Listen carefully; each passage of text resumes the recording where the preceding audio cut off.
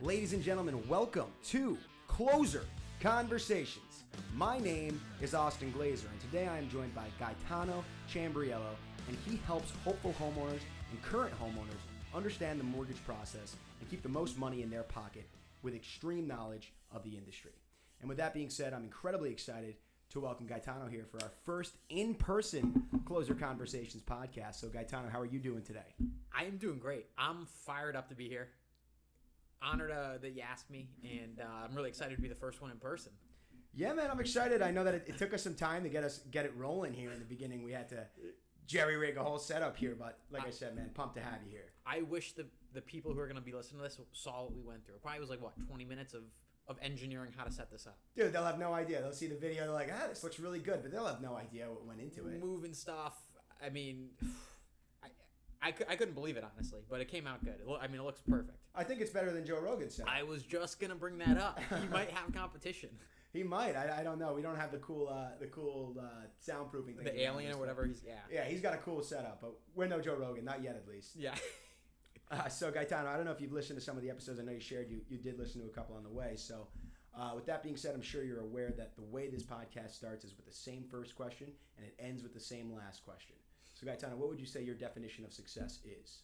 So, my definition of success in regards to being, a mortgage lender is having everyone know who I am, and not only know who I am and what I do, but also have a connotation that he cares about his clients. That not only does he a good job, but more importantly, he cares about his clients. So I don't have to get business from everybody, but as long as everybody knows what I do and that I care for my clients, that's the most important thing at the end of the day. Totally. I mean, brand recognition is literally the most important thing. 100%. Couldn't agree more. For everybody listening at home, I met Gaetano a few months ago, and every time I've been with him, he has some sort of AFC branded apparel on every single time. When we played at your club, everybody knew you as the AFC guy. I mean, golf bags, the vest, that had the visor. The visor. You got everything. Nobody wears visors, by the way, except me, my dad, and my brother. Well, you're bringing it back. Of course. There Yeah. you go. So it makes sense. It's smart, too, because you're doing it differently, and I'm sure it'll pay dividends over the years. It's funny you say that. I was talking to my brother about this, who recently joined us. He graduated in May, and he's been with AFC for 6 months now. And I told him, I go, you want people to think, when they think of Vito or they think of Gaetano, they already think of me from whatever, but they think AFC Mortgage Group, and it's that branding thing. So I love when people bring that up, but I try and make that happen as well. It's like subtly. I don't want to be in your face, posting on Instagram, whatnot, weaving into conversations, not in a in your face kind of way, but just to let people know. Because as I said, one of the goals of success is to have everyone know what you do. Totally. So that's the game plan there. Totally, man. It's a good answer. So tell us. Come on, look at it. By the way, look at this cup right here. Right? For people watching this on video. Oh, you even got it directionalized. Come on. Oh, phenomenal. I feel like such an amateur. I haven't any Austin the insurance guy stuff on. They'll see us behind me when we edit it and we have the Closer Conversations background. Perfect. Maybe I'll just put a big picture of myself and say Austin the insurance guy, and I think that takes precedent over the cup. I don't know, though. So, Gaetano, tell me, I briefly touched on it when we introed you, but what do you do? Can you break it down for us in more specific detail? Perfect. Yep. I am a mortgage lender, a mortgage broker. If someone's looking to buy a home or they already own a home, I will help them if they're looking to borrow money. So if you're buying a home for $300,000 and you want to borrow 97%, and put down 3%. So if you want to borrow $9,000, we'll finance the other $291,000. That's what I do on a very simple explanation. Mm-hmm. So we help homeowners. My goal as a mortgage lender, though, is to kind of bridge the gap between what a first-time home buyer might not know and what they're looking to do, meaning buy a home. So by doing that, it's educating them on the process, letting them know what to expect, what the timeline's going to be, how much they're going to be pre-approved for, how much money they're going to need for closing, and any questions they have, obviously be there for them. And then with the flip side, somebody who already owns a home, what kind of options do they have in regards to refinancing? Lowering your interest rate, great. Changing the terms of your loan from maybe a 30 to a 15-year, great. Even better, when I start diving into people's total, financial situation, looking at debt they have. We could get into this a bit later. Is the hand motions okay? Yeah, you're only tapping the table a little bit, and I hear it in my ear. But it's oh, cool. Okay. It's been going on for a long time now. All right, well, we'll stop that. But look at people's larger financial picture and being able to give suggestions, consolidating debt, saving them money, not just on their mortgage payment. It's kind of long-winded, but no, it's good. Those are the biggest things that I do, and I love it. Yeah, and one thing I know about you, Gaetano, is you're really into the education piece. I think that every referral you've ever sent me, they always tell me how great of a job you do with your education, how simple you make it. So, and just like you just did right now, you made it so simple to understand. I've had several mortgage brokers on the podcast before, none of which have broken it down like you just broke it down. Say, you need to put, you're buying a $200,000 house, you're putting this down, we'll give you the rest, kind of thing. Like, that was so simple and easy to understand. And sometimes people don't understand if they're buying a home, all they think about is a down payment. I do a total cost analysis. It's I call it a mortgage plan that I send to first-time buyers, and usually I do it over a Zoom call. Especially lately, over the last few months, everything's been on Zoom, and I walk them through the mortgage plans online, so they're able to log onto their computer. I control it, and we kind of walk them through it. But it breaks down, their purchase price, the loan amount, the interest rate, how much their monthly payment is, how much money they're going to need to close, an estimate, within $500. It breaks down every closing cost fee by line. I don't think a lot of people do that, and I think it's educational, but two, now they're going to be prepared for what to expect. You don't want to buy, I've actually had this happen before. Most of the things I do, I either learn from mistakes, I'm sure you as well, or from just watching other industry veterans. I've had a borrower get to closing and say, why is this, $2,000 more than I expected? At this point, though, you learn from your mistakes and you move on. So that's been the biggest thing for me is, why I do this mortgage plan and a total cost analysis for everyone. It compares different loan programs, and I want to be able to provide transparency and that educational piece to every borrower. Because at the end of the day, those are the two things I think that people are looking for, especially when you talk to a lot of guys that have been in the industry 20, 25 years. Today, a borrower, a customer, a client has more knowledge than they did 20 years ago, partly because of the internet. They could go online and look up these things. If you go to like a LendingTree, Zillow, they have those terms online. Terms meaning like mortgage definitions, questions to ask. So it just means that we have to step up our game as well.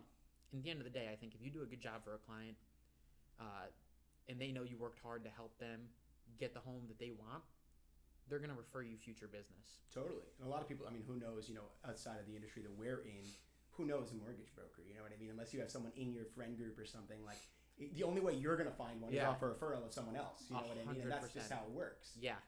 I feel like, is insurance the same way? Totally, man. I work completely off referrals, just like, and it's really funny, I was about to touch on this. The way you and I met, I thought would be a good way to 100%. Talk about this. So, a funny story for those listening at home. One of my good buddies and I were grabbing dinner one night, and we were waiting outside for the table, and he was just scrolling through Instagram, and I saw your post, Gaetano, and I was like, holy moly, this guy literally looks like he does what I do, but in the mortgage industry with the way that he makes these videos, these so well thought out content that he's constantly putting out. So I saw your DMs. I was like, hey man, let's see how we can help each other. Now, a couple months later, I know that I'm helping a ton of your clients, and hopefully some of them are listening, and it all starts with that. So the same way for you, where you want to partner up with realtors and stuff because those are the ones that are going to send you the most business. I want to partner up with mortgage brokers because they're going to send me the most business. And then, of course, on the flip, like we were talking about earlier, you had a client who you sent to me who I was able to save $2,500, and now she sent me her ex-husband. So it's like I completely work off of those referrals, similar to you. That's the name of the game, I don't know how else you could generate a well-oiled business. Well, how many people could say they get a referral from their ex-husband? I don't know, man. That's pretty cool. Like, you must have done a good job, or did a good job, excuse me. I think it was just because of the saving money and maybe because of the videos, which partly you talked to me about, which is something we'll get into. And yeah, man, it's definitely funny. It's definitely up there. It's one of the better ones. When you reached out to me, I loved it because who doesn't love like someone being aggressive and kind of getting after it? But it's funny that that's how we met through a buddy who I studied abroad with, and that you knew from growing up. You saw a video, and then you reached out, and then we're here 4, 5, 6 months later. Dude, talking like 3 times a day, 4 times a day. Yeah. It's like it's certainly crazy. And one thing I constantly tell, I know I've told my manager before, because this has been a large influx of business for me with a lot of the referrals you've been sending me. And it's been like, hey, I really think that this guy is the me of the mortgage industry. Like, he's just so creative. And like another thing, not as good looking though. I don't know, man. One thing you said was transparency, which was so important to me. Yeah. And one of the things that I get into in most of my calls is I'm always explaining transparency and that's how I operate with my clients. Because if you're not transparent, you're just going to create headaches for your clients down the line, and then that's 100%. More work for you. So like, 100%. Why would you want to do that? So I can relate to you on that. I think we briefly had this conversation. We won't always have the best price, but we'll always be able to educate the client. We'll always be there. We'll pick up the phone. They have a question. They could get a hold of us. And it's not like we're going to be way off. Everything's kind of comparable in these industries. It really comes down to being a service business. Totally. And, part of that, I think we both do a good job, especially you, with all of my past clients or, current clients that closed recently, is in my team as well. They say you're always on top of it. You get back to them right away. Clients have positive feedback. And then, I'm sure you know this as well. When you refer somebody, you want them to do a good job. So if I refer you a client, you've done, a good job with 10 clients in a row, it looks good on me too, because you want to have a team locked and loaded, ready to go. Dude, that's like how this podcast was built, what you just said. People I refer that do a good job, like, looks better on me, and then like I'm also referring people, which looks better to them because I referred them, and then it's that whole, and this is why I double down, man. There are so few people that understand what you and I understand. We're so young and we're in the industry and like we're doing well now, but like, take 10 years from now and like the concepts that we're applying now will just grow with time, right? And it's exciting, man. And it's cool to know someone who's so like-minded, for sure. I am fired up for 10 years from now. I mean, I'm fired up for tomorrow. Tomorrow's Thanksgiving, by the way. Happy Thanksgiving. Happy Thanksgiving to everyone. What's today's date? The 25th of November, right? This is being recorded. So, yeah, fired up for 10 years. But even next year, I can't wait for 2021. Totally, man. So, quick story on me. I don't even know if this was a question coming up. But I've only been full-time in the business since June. And before that, I used to work doing bond sales on a trading floor in Manhattan. Okay. Did it for a year. Liked it. Didn't love it. And I knew I had and if you hear my foot tapping, by the way, or anything. I thought that was my foot. Okay, good. Didn't love it. And I had a family business to come back to. Mortgage lending. My dad, started this company 20 years ago. And it was something that was always kind of in the background, but I wanted to get into. I knew it. I grew up, and my dad was always around because he had flexibility with his job. So I knew it was down the line. It was something I wanted to get into. But when I made the decision to leave, I remember calling my dad up. It was like, it was 4 or 5 months into my job at Citigroup. And I said, Dad, I'm thinking about calling it here. Would you be mad if I came home to join the family business? And he said, no, it's completely your decision. Like, Mom and Dad are still going to love you, whatever you do. I was like, great. Great. So at that point, I was already licensed as a lender. I wasn't practicing at the time, though. And it took another 4 or 5 months, but then I finally came back. And, around June or July, I was a month or two in, and that's when you and me connected. So looking back, like, I'm ecstatic to have joined the business. It's only 6 months in. I mean, look at the tangent I just went on. But, like, I'm excited for the next couple of years. Well, what's so funny, though, about what you said is, you've been doing it 6 months less. Dude, you have so much knowledge of the industry, though, already. It's remarkable to me, and I think that what makes such a big difference is how receptive you are with phone calls. You're always available. I like the little flip cup there. Yeah. Make sure AFC was in the front. You're always available, and that's something that's, like, I work with lots of mortgage brokers, but not one like you. Like, no one that's, and I think that's why you and I hit it off so much, is our age. We're the same age, and we're so young in an industry that's dominated by dinosaurs, if you will, and no disrespect to them, because I'm sure they've crushed it. Yeah. But I think that success over the next few years will be driven by people who do it differently. Couldn't agree more. Right. Could not agree more. I actually had a coffee this morning with a real estate agent out of Stratford, so if anyone's looking, she's great. But she mentioned, some of the lenders she's worked with lately aren't as eager and hungry, partly maybe because they've been in the industry, like you said, for 20 years, and they've already crushed it. So they're a little more comfortable, too. She might be looking for someone younger, and that's where someone like you and I can kind of step in to fill a void. And, like you said, picking up the phone and being there it's kind of, what's the saying? 80% of the battles being there or showing up. Like, I think that couldn't be more true. I think that's a quote or saying. I think it's a variation. Okay. But like, I couldn't agree more. You know, it's a huge thing. I agree with you, man, and I think being available is obviously just we're in a facing game, where it's just funny, man. I mean, I've emailed over to other mortgage brokers in the past, and just you don't hear back for days, and it's like, what are you doing for these days? Like, you can't be like, hey, I'm working on it, type of thing. But like I said, man, that's what makes us different. And that kind of touches on what I wanted to ask you as the next question.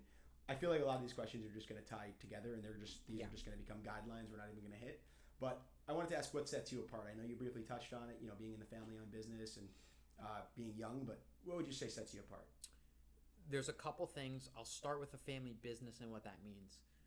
My dad started the business, like I said, in 1997, and having the family name tied in, you want to do a good job for your clients. All of our business is based off of referrals, whether it's family, friends, real estate agents, financial advisors, CPAs, insurance agents. So if you do a good job, you'll see repeat business. And one of our goals is to grow our business. So that's one thing that sets us apart, is being a family business. We want to take extra special care of all of our clients.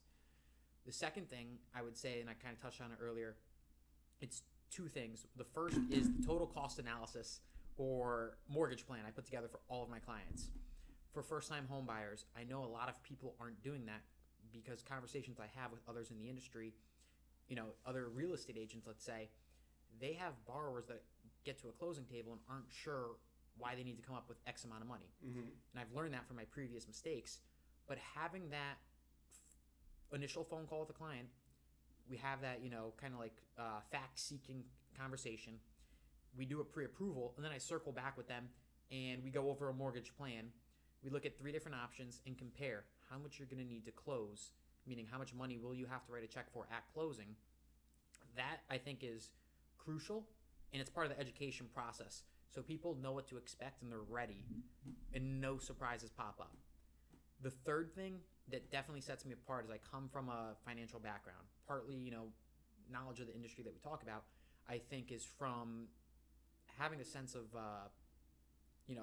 looking at my own personal financial, let's call it a statement, and seeing, one, saving money at a young age, buying investment property, getting a very solid job out of school. I hold my Series 7 license, although I'll probably let that, drop off because I won't need it in a couple of years.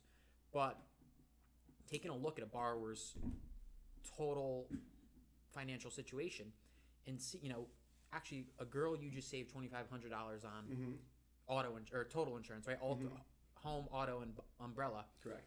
I am doing a cash out refinance for her. Okay. Her home was listed on the market and she was thinking about selling. We talked, it was a referral from a CPA, and her current mortgage payment, we're refinancing, is going to go up $200 a month. But she's pulling out about $55,000 to consolidate debt. She's paying off about $30,000 in credit cards and $20,000 in other installment loans, like a lending club or consolidated debt, whether it was student loans at the time or credit card transfer balances, saving her $1,400.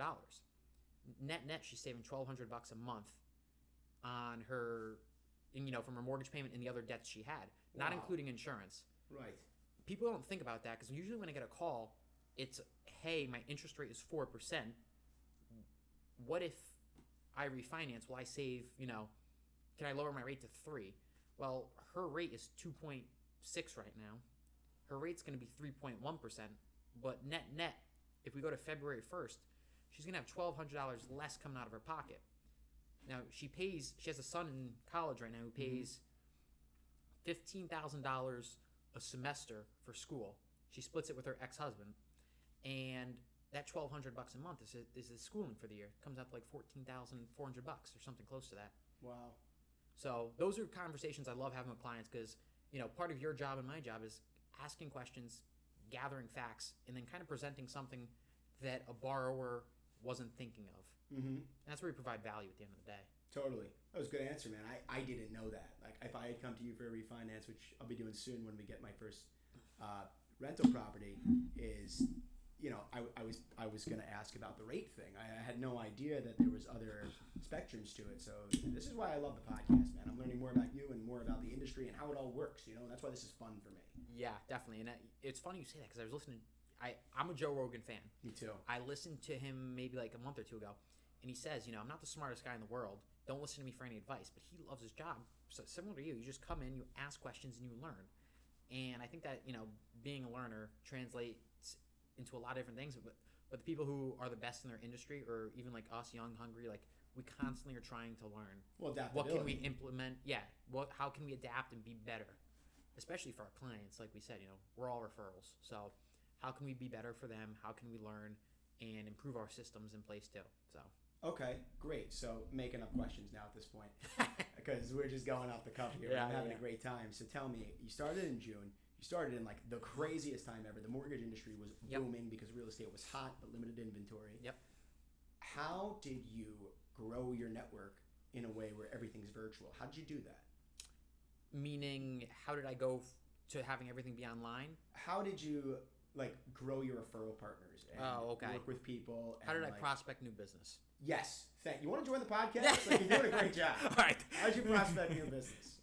So there's a few things. The first is, I've been licensed for a year and a half since I was a senior in college. Since then, I've been posting on social media, all the time. You see me, I'll have an AFC vest on, I'll have an AFC cup, visor, golf bag, like wherever I am, I'll try and be branded so people know who I am and what I do. That's one thing. That's sphere of influence. Yep. The second thing I would say is since June, like I said, my dad's been in the business for 23 years. When I was born, he actually made the switch. And, he had 6 months paternity leave and went to go start the business. But he's been in the business that long, and he has a past client base. My dad never really tapped into it actively. My dad has done a ton of business where he gets a lot of referrals and people reach out to him. He's never looked back, though, and said, okay, what can I do with this and kind of, how can I utilize my past clients? And, not only utilize them for, new business, but how can I help people?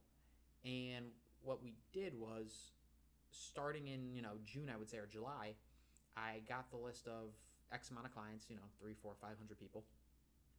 And one, we set up a service where it would look at the equity people had in their home, how they could utilize that. Looked at interest rates people had at the time. We saw a huge rate drop in March, and rates have actually continued to trickle down since then. How could, we proactively reach out to our clients and let them know that, hey, now's the time to refinance, whether to lower your payment, lower your rate and term, or to maybe cash out and look at consolidating some debt. Time out. I have a question. Go ahead. So, okay, are you familiar with the term CRM system? Correct, yep. So was this basically so for me, I use Salesforce, and one thing that it auto-calculates is someone's expiration date on their policy. Just an example of one of the things it can calculate. So was that CRM system essentially, taking what rate you got them at, suggested rate that it could be now, and what may be estimated remaining on their loan, and kind of coming up to you as a hot lead? Is that how you found the lead type of thing? It was partly because of that. We started with that, yes. We had it, we knew what everyone's interest rate was. We knew because you wrote it. We knew when they closed, and we obviously had their contact information, them being a past client.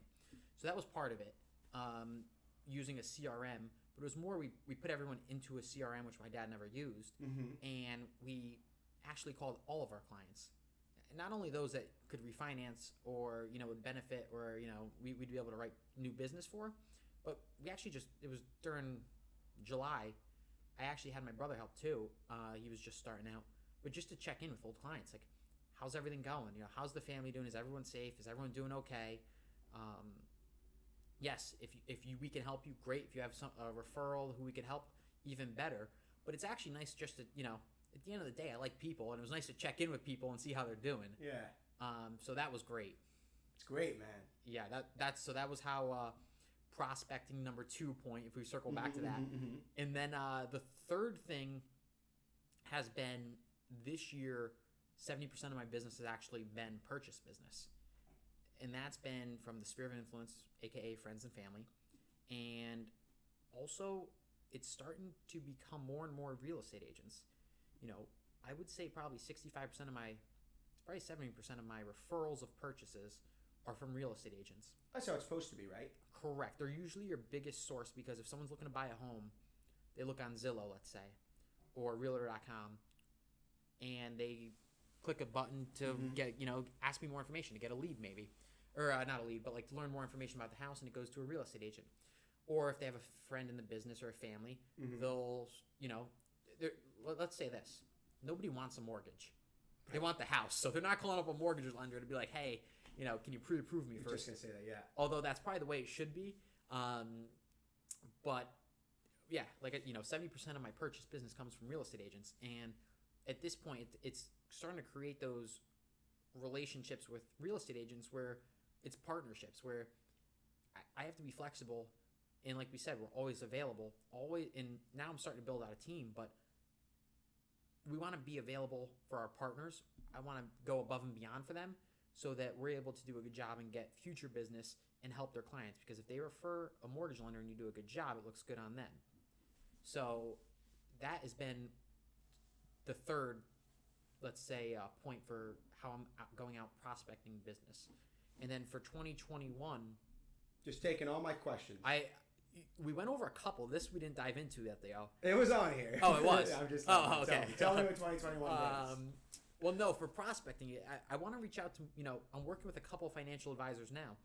But, especially tax season's rolling around. CPAs, meaning people's accountants, know exactly how much they're paying in interest and what kind of debts they have, and they're filing taxes. So being able to... It's an easy referral. Partner with CPAs, exactly. And I think CPAs are going to be receptive to someone who has industry knowledge, who, has a financial background, and is going to take a full picture of that client's financial situation and see how we might be able to help. Obviously, partnering with that CPA and, bouncing ideas back and forth to see how we can best serve the client at the end of the day. But the guy who I had on the podcast, he told me, listen, on the way, Luke, he's a CPA. I'll make the introduction. Oh, phenomenal. Like Yankees. Yeah, Yankees guy. Okay, cool. So, gathered some of the info. Now, I'm making up questions. Like I said, I know why I'm still looking at the iPad. So tell me, did you ever do any buying of leads? I remember when we went out and got lunch with John Michael, you were talking about sharing a Zillow listing or something like that. Is that a thing? Is there other sources that you invest money in for leads? Is that something that works in your industry that you've had success with? Personally, no. I've not bought any leads. Moving forward, it's a possibility, but I don't think I will.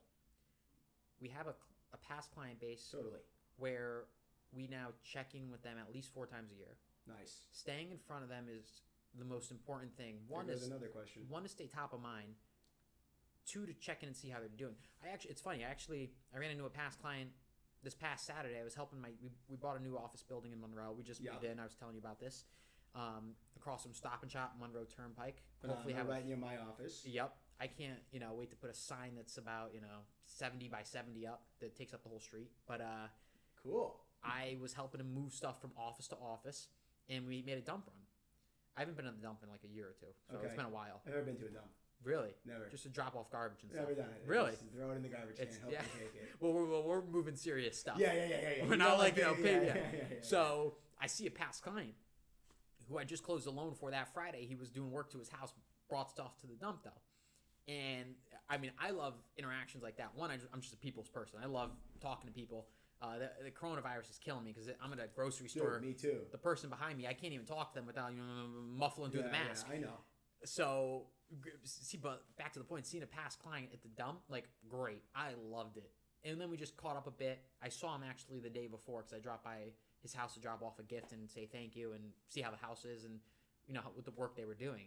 But I will never, I hope to not buy a lead. It's a good way to, possibly jumpstart it. But those come at a cost, and they're not going to be a warm lead, let's say. It's going to be a lot tougher to cultivate and close that lead. Yeah. I think time is better spent doing a good job with your past clients and referral partners and staying in front of them and, using that time with your network versus trying to go out and get new business that way. Yeah. It's funny you say that. So for me, when I get a lead from, okay, so first, for me, the way I think of my, I know you didn't ask, but I'm going to tell you anyway. No, So I was going to ask. I was just about to. So for me, I think of like my business as a pie, right? And the way I prospect is a pie, right? So I do buying leads for now, and that's because, I'm newer to the industry. I'm still trying to jumpstart it. Then you have the realtors, the mortgage brokers, the body shops, the car dealerships that are sending you business also. So for what's interesting is since I've started to have more mortgage brokers sending me business, and that's the golden ticket for me. Like that's what I need, right? I've started to do less for buying leads because it's like I don't need to work as hard for the sale, I guess. And that sounds crazy, but like it's true. Like if you're in the industry, you get it, right? And you're in the industry too. Like we're both in the financial industry in a sense, and it's interesting to me how much better of a lead it is for me to have that intro from you, right? Just to be like, hey, what's up? Like how you doing? Because like you could sense from a certain client that like they would never deal with a cold call, or like they're super loyal. That's a good example. So I have clients that have been with, one insurance company for 25 years. Yeah. But then they're going to buy a house, and I get a referral from you, or I get a referral from someone else, and it's like they're so quick to make the jump because they've never had a warm introduction to someone before. Yep. Whereas with a cold lead, it's like, all right, do you want it or not, kind of thing, and you got to close it on the first sale, and it's tougher, but it all leads to sales down the line sometimes. But you're more likely to close that sale from a good referral, a warmed up referral. Because, people want to do business with people they know, like, and trust. That's like the thing, right? Know, like, and trust. They know, like, and trust you already. Mm-hmm. So, and the important part is trust. So you make that recommendation, hey, I want you to do business with Austin, the insurance guy. Like, they trust you. They're going to trust your opinion. Yep. And then whether I can beat their rate or not is honestly even subjective. As long as I'm not coming in $25,000 over what they're paying. Because for me personally, I don't sell on price. Yeah. I sell on value and what I bring to the table. I know you do the same thing.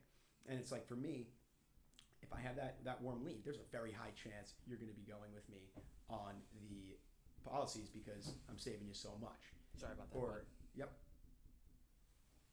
Yeah, so it's a good chance that you're going to go ahead with me because of that referral, right? So that's what's so important. Yep, and we talk about that.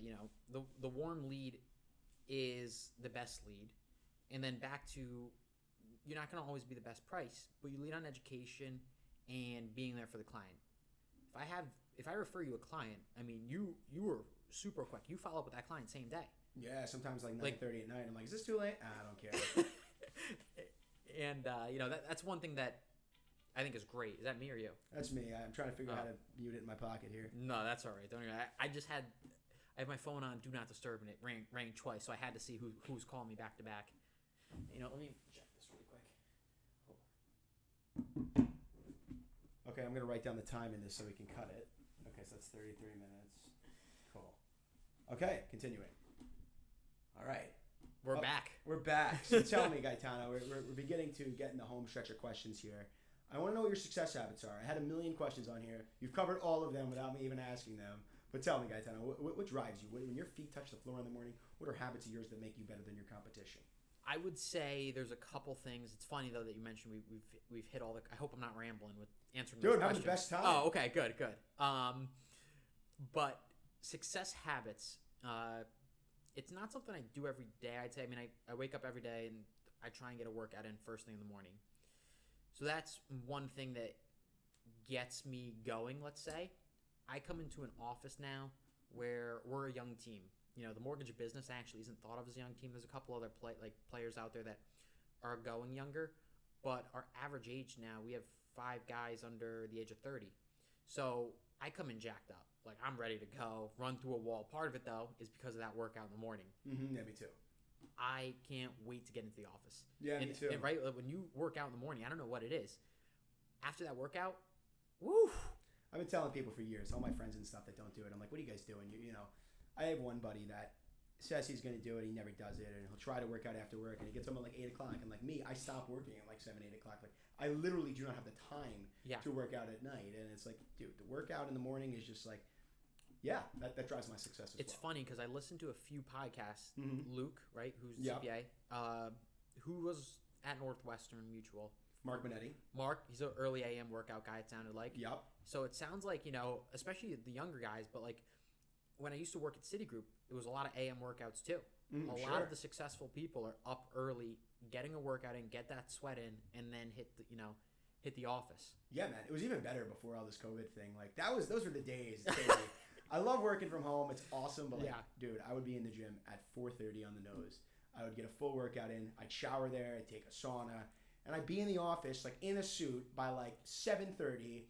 Had a full day. I'd go 12 hours in the office. And now it's like, I don't, That's phenomenal. It's like different now. Like I'll wake up at like 6. Like I'll sit at my desk whenever I'm ready. Like whenever I'm damn ready, I'm just like, oh, it's time to sit at my desk. But like realistically though, it's like I don't have that commute anymore. So like I save an hour each way. So it's different. The one thing you brought up that stinks nowadays is the sauna. If you don't have a sauna at your house, all the commercial gym there's ones no are closed. saunas. Awful. Yeah, Those are phenomenal. dude, that was like the best time of my life. Like that was literally why I joined the gym that I joined. Which one did you join? I go to Edge in Greenwich. So Yes. you're probably familiar with Edge. Not all edges have saunas. Though. I know. I learned that after I joined Edge, so then I had to pay to upgrade my membership to get the best membership, so I could go to all the edges, and it was like your membership went from what $10 to $90 a month. it was like 30, but like it's But it's good to just have a gym, man. I mean, especially if we're about to go into a lockdown again, I'm gonna have to buy a treadmill, and because I'm not running in 10-degree weather, so it's gonna be tough. It's gonna be Sorry, tough. we'll fight through though, like everything else. Yeah, and I'm still working from home, so anyone needs insurance, I'm not going anywhere. Like I'll always be here. Perfect. So yeah, man. So as I said, we're beginning to wrap up. Is there anything you want to share with us? One thing we didn't touch on, getting people like to do business with who they know, like, and trust. Perfect.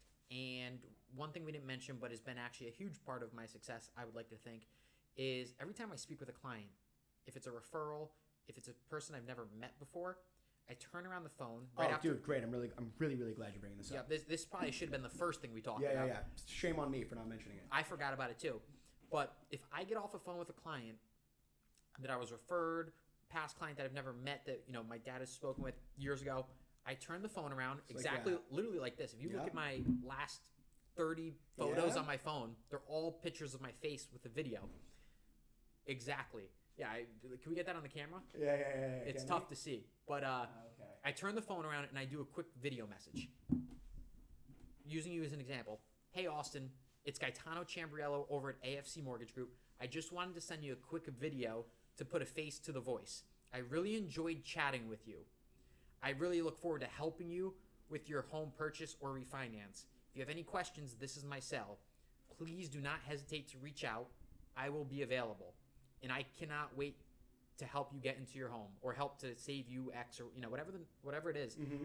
But building that connection, especially during COVID, it's been tough because you don't meet clients face to face, has helped me. Aside from the Zoom calls, this is something that I've implemented that has been wonderful. Yes. Every Tuesday, I give updates on loan files. Every Wednesday, I talk to pre-approved buyers who are currently looking. Mondays are reaching out to real estate agents and other referral partners, and Thursdays are past clients. Right. All of those, video message. One, because a phone call, you might not be able to get somebody. Mm-hmm. A video message, they're able to watch at their own time, and you could just send them out quickly. But it's not like a quick thing where it's a quantity, it's a quality thing. Totally. So those are it's been huge. And I recommend anyone who's in a service business, financial advisor, CPA, insurance agent, mortgage lender, real estate agent, to do those videos. Okay, we're going to get into story time now. Okay, I'm ready. First time Gaetano and I met for coffee. Yeah. The way I was handling and speaking with my clients, I was using my real phone, and then I had Google Voice, which is an app where you could literally text and call. But one thing you can't do is you can't send video messages. Now, I'd read some books that literally talked about everything that Gaetano just told us here today. I had wanted to do it for so long because I knew of the success that it could bring me. So he sends me the video after the meeting, and I go, screw this. I drove to the Apple store. Yeah.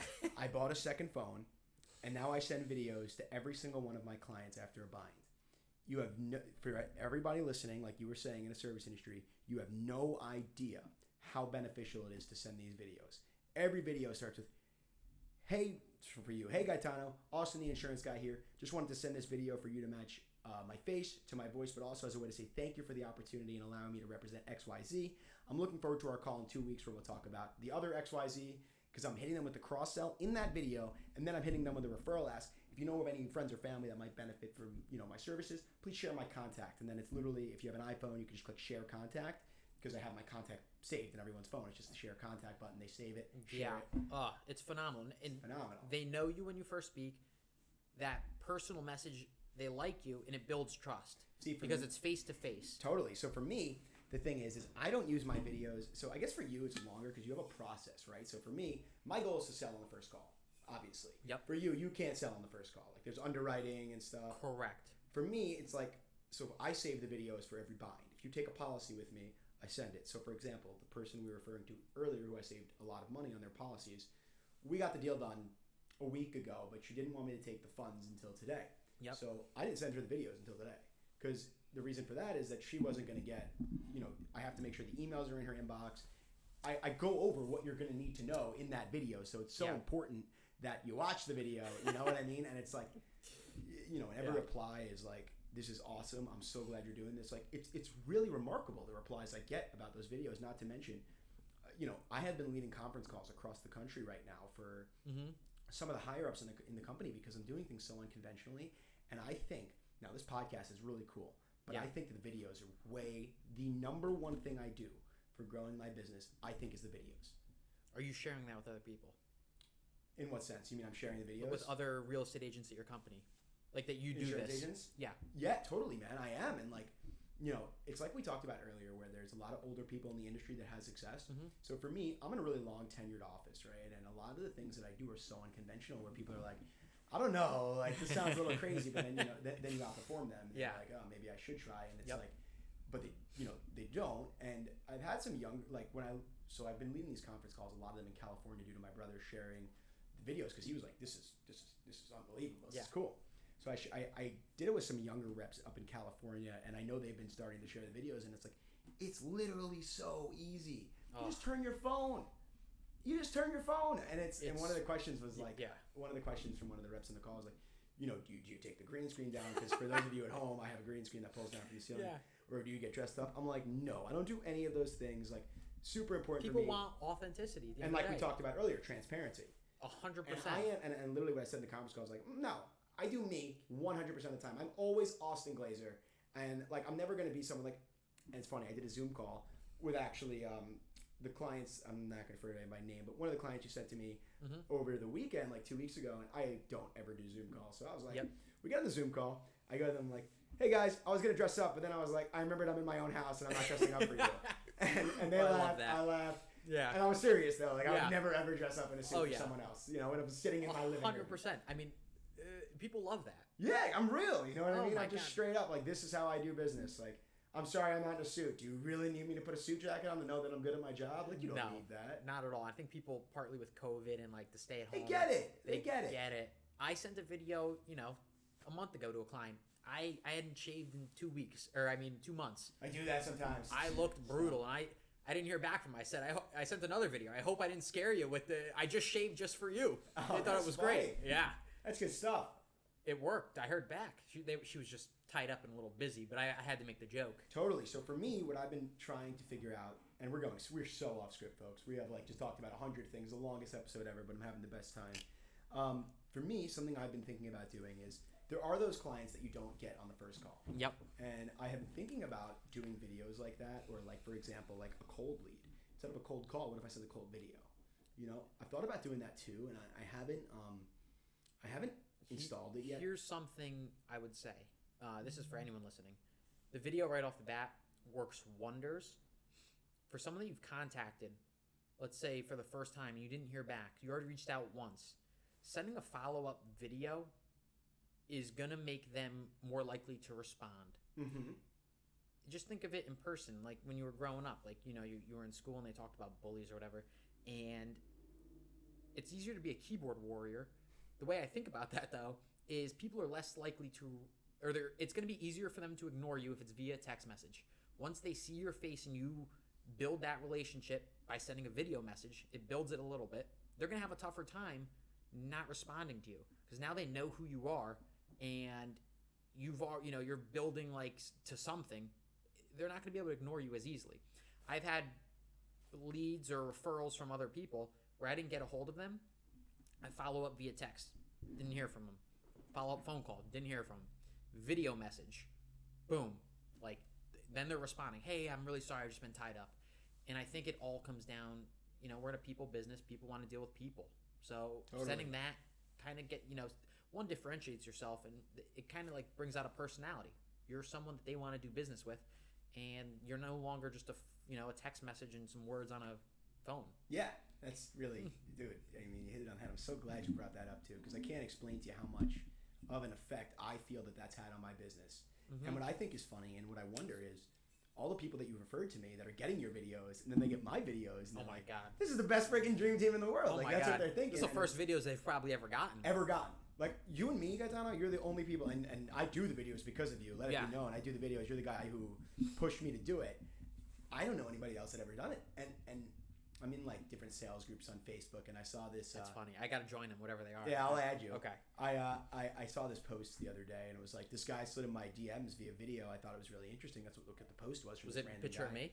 No. Imagine you would have known by now. Oh yeah. And some guys were like, I like it, and the older guys were like, I don't like that, and I don't agree with them, man. I think that doing things differently is like, for me at least, like the biggest thing for me, and my most important thing is that I do everything completely different than the people that came before me. Here's a quick question, and I agree with that. Your buddy from high school, you haven't talked to in 3 years, has a birthday. Are you reaching out to say happy birthday? I think it depends on the person. Are you? 100%. I reach out to everybody because I like people. I want to keep those relationships, and you hate to say it, but you never know who's going to be buying a home in 5 years. Totally. I mean, I got 2,500 friends on Facebook. Correct. Like, I've been so many places. Correct. Agreed. But when you reach out, the point I was going to make was when you reach out to send that birthday, you could send a text or you could send a video message. The video message hits home a lot more. They get 100 texts. They get one video message. So if it's a birthday, they get a video. I've honestly resorted to communicating via video text messages for a lot more than regardless of business. Like if I'm talking birthdays, even just updates, I will send a video message. And I think I've gotten one video message back. I got a referral from a mortgage lender in California for his brother in Connecticut. Cool. He sent one back. It was the funniest thing. I had never gotten one back. I would love if people sent that, but I'm a ball buster. I like people, so those are things like I like to see, and I'm sure people like seeing the video message too. Because I always get a comment on a birthday that the video message is different. Totally. I assume it's so, because some people on their birthday, they don't even respond because they get inundated. You know Hundreds, what I mean? Yeah. Huh. That's something. You probably get thousands. No, I don't get thousands. I'm not that important. But I do. I just have so many friends on Facebook, man. It's like I've lived in 3 different states, all over the map here. Okay. We're beginning to wrap up. You got anything else you want to add? You said that about 4 times so far. I know. We're on like the best. I'm having the best time, man. Yeah. We got to grab some food, though. But we do. Do you have any other questions we didn't hit on? I don't know if we did. I mean, if we want to cut it, we could, but we squeeze one more in. Well, no. There's totally going to be one more question. But before we squeeze that in, do you have anything you want to add? No, I think we touched on a lot. Yeah. Totally. I mean, I think this is probably the best podcast I've ever put together. Gaetano, so looks like we're wrapping up the podcast. So I get to ask you my favorite question, which is, Gaetano, where do you see yourself in 20 years? In 20 years, I see myself, I will be 43 at that point. Good math. Yeah. Yep. Sometimes, I think what my age is, it's tough to say that I'm 23 right now. I still feel like I'm 19. And I wonder, like, when you get to 45, what it feels like. You probably feel like you're 25 still. But I don't know. Maybe. In the mind, maybe not the body. Yeah, I'll have some hip issues, some shoulder issues. I know. Hopefully not. We'll get into yoga or something. Yeah, but, yeah. Keep the golf swings robust. Yes, definitely. The plan is to do a good job every day. Show up to the office. Like I said, Monday, Tuesday, Wednesday, Thursday, I have 3 to 4 hours of prospecting that I will continue to do. It's to build a team. Start, my cousin's actually joining me. Cool. His name's Patrick. Vito's just joined us, but my cousin Pat is going to start learning the business. Going to teach him, from the ground up. I want to do a good job originating loans and providing great service to clients, build a team, and then build AFC Mortgage Group. There's a couple other players in Fairfield County and Northern Jersey who, do $1 billion, $2 billion a year, direct lenders. So that's the plan for AFC. 10, 15 years down the road. It's not going to happen overnight, but if you show up every day, do a good job. I think what they say is you overestimate what you could do in a day, you underestimate what you could do in a year. So I'm sure as you play that out, it's exponentially higher what could happen in 20 years. I agree, man. Well, this was a blast. This was a blast, man. I had the time of my life. I mean, the first in-person podcast. Yep. During COVID, it's got me brainstorming. I might want to do more of these. I'm going to have to figure out a way. This is phenomenal. I mean, technically we are probably 6 feet, but this is great. Close, yeah. You could probably, yeah. If they get a ruler in the YouTube, and they figure it out themselves. Perfect. More power to them. But hey, Gaetano, man, thank you so much for joining us. Absolute blast. If you ever have a season 3 or 4, I'd be happy to come back. You know it, man. Perfect. All right, thanks, Austin. All right, guys, and that will conclude another episode of Closer Conversations. My name is Austin Glazer, and until next time.